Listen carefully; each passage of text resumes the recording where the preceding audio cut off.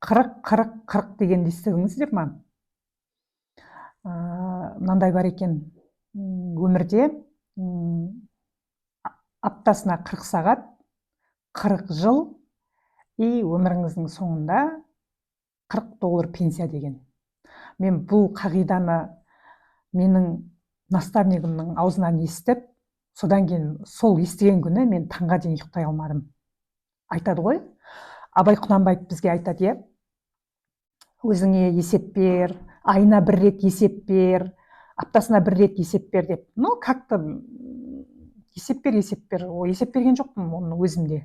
Ал мына сөзді наставнигімнің аузынан естіген уақытта мен таңға дейін ойландым. 40. Түсіндіңіздер ма? Аптасына 40 сағат, 40 жыл, өміріңіздің соңында $40 пенсия.